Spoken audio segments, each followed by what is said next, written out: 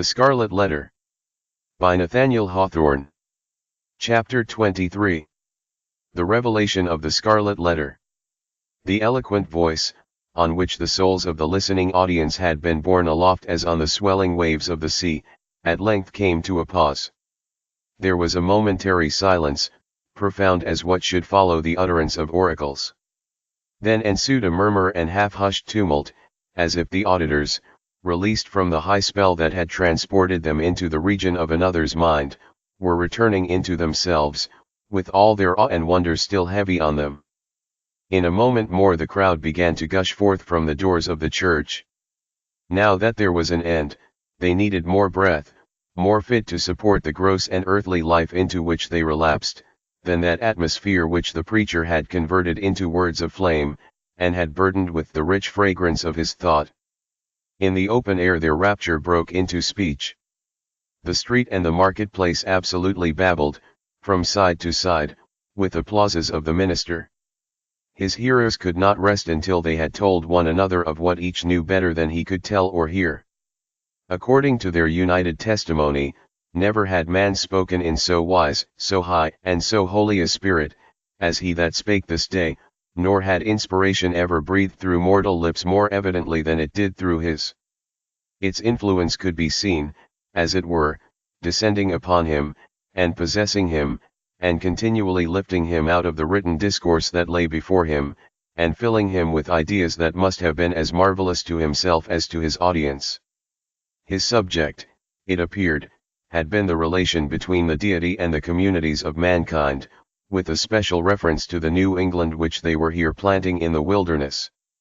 And, as he drew towards the close, a spirit as of prophecy had come upon him, constraining him to its purpose as mightily as the old prophets of Israel were constrained, only with this difference, that, whereas the Jewish seers had denounced judgments and ruin on their country, it was his mission to foretell a high and glorious destiny for the newly gathered people of the Lord. But, throughout it all, and through the whole discourse, there had been a certain deep, sad undertone of pathos, which could not be interpreted otherwise than as the natural regret of one soon to pass away. Yes, their minister whom they so loved and who so loved them all, that he could not depart heavenward without a sigh, had the foreboding of untimely death upon him, and would soon leave them in their tears. This idea of his transitory stay on earth gave the last emphasis to the effect which the preacher had produced. It was as if an angel, in his passage to the skies, had shaken his bright wings over the people for an instant. At once a shadow and a splendor had shed down a shower of golden truths upon them. Thus, there had come to the Reverend Mr. Dimmesdale, as to most men, in their various spheres, though seldom recognized until they see it far behind them, an epoch of life more brilliant and full of triumph than any previous one, or than any which could hereafter be. He stood, at this moment, on the very proudest eminence of superiority, to which the gifts or intellect, rich lore, prevailing eloquence, and a reputation of widest sanctity, could exalt a clergyman in New England's earliest days, when the professional character was of itself a lofty pedestal. Such was the position which the minister occupied, as he bowed his head forward on the cushions of the pulpit at the close of his election sermon. Meanwhile Hester Prynne was standing beside the scaffold of the pillory, with the scarlet letter still burning on her breast. Now was heard again the clamour of the music, and the measured tramp of the military escort issuing from the church door. The procession was to be marshalled thence to the town hall, where a solemn banquet would complete the ceremonies of the day. Once more, therefore, the train of venerable and majestic fathers were seen moving through a broad pathway of the people, who drew back reverently, on either side, as the governor and magistrates, the old and wise men, the holy ministers, and all that were eminent and renowned, advanced into the midst of them.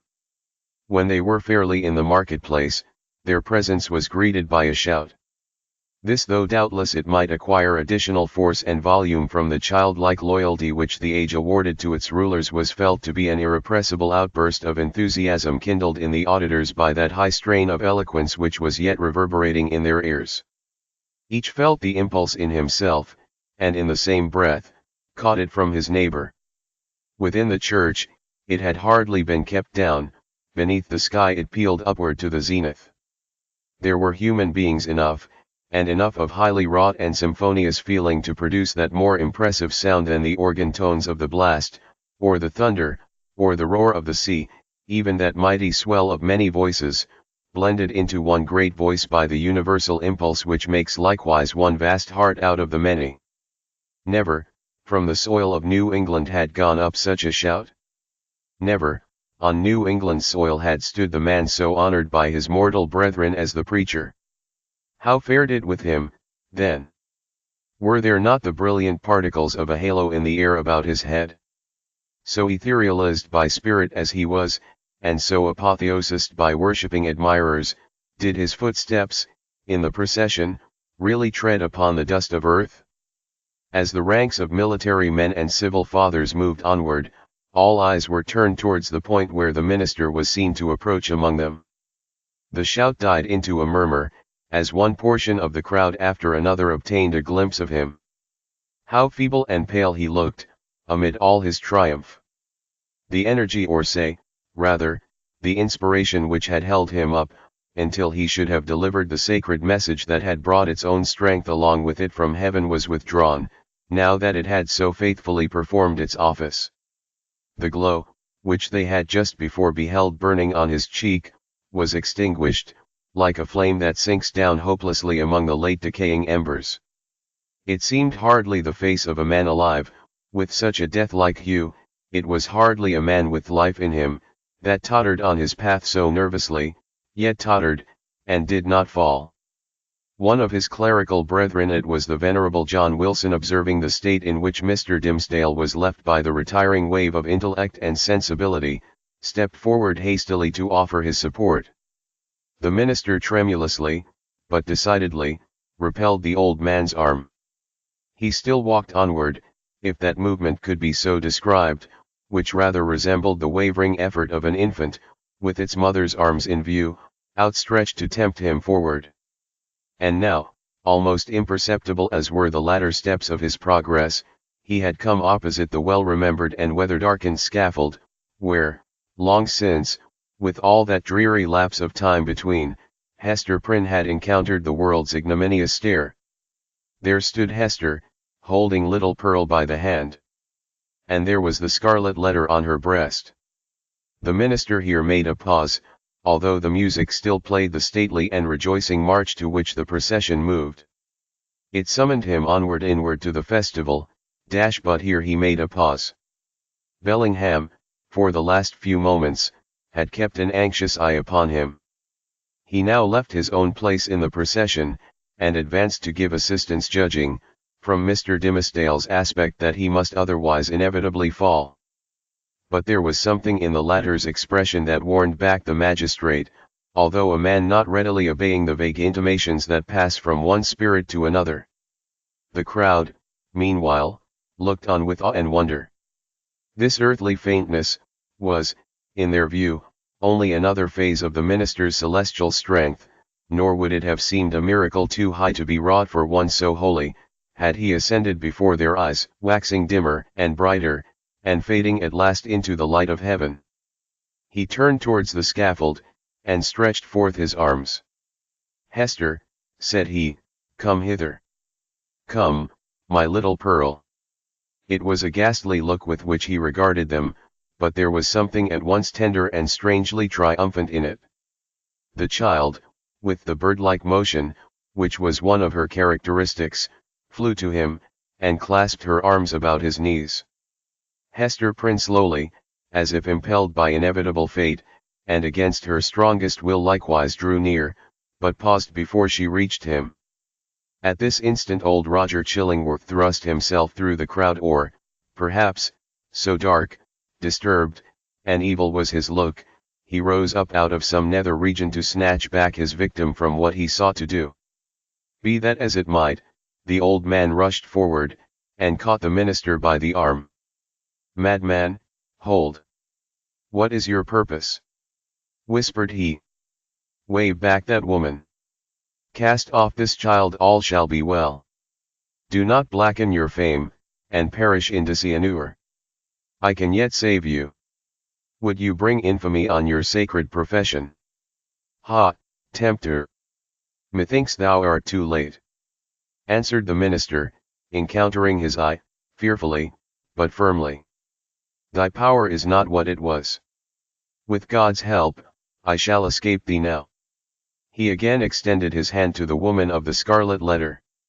Hester Prynne, cried he, with a piercing earnestness, in the name of him, so terrible and so merciful, who gives me grace, at this last moment, to do what for my own heavy sin and miserable agony I withheld myself from doing 7 years ago, come hither now, and twine thy strength about me.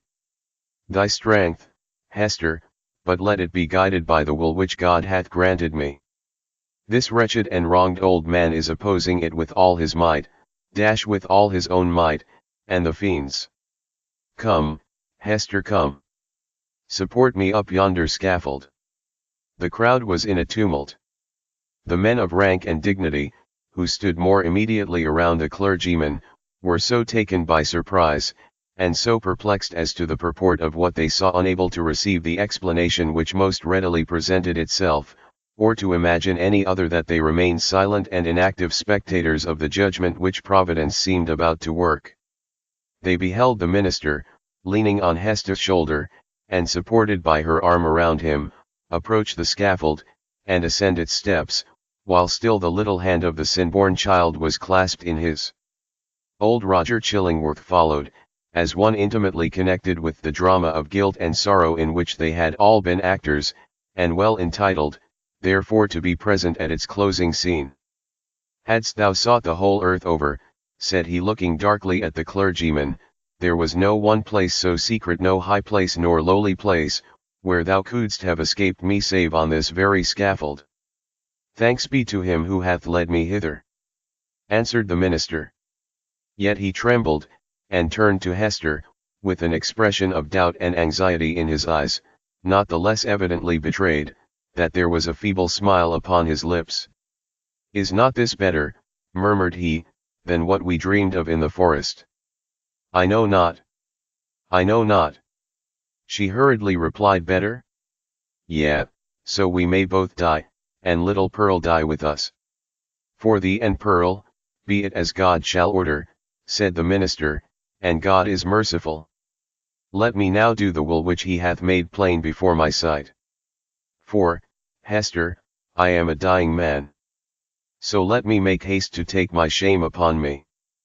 Partly supported by Hester Prynne, and holding one hand of little Pearl's, the Reverend Mr. Dimmesdale turned to the dignified and venerable rulers, to the holy ministers, who were his brethren, to the people, whose great heart was thoroughly appalled yet overflowing with tearful sympathy, as knowing that some deep life matter which, if full of sin, was full of anguish and repentance likewise, was now to be laid open to them.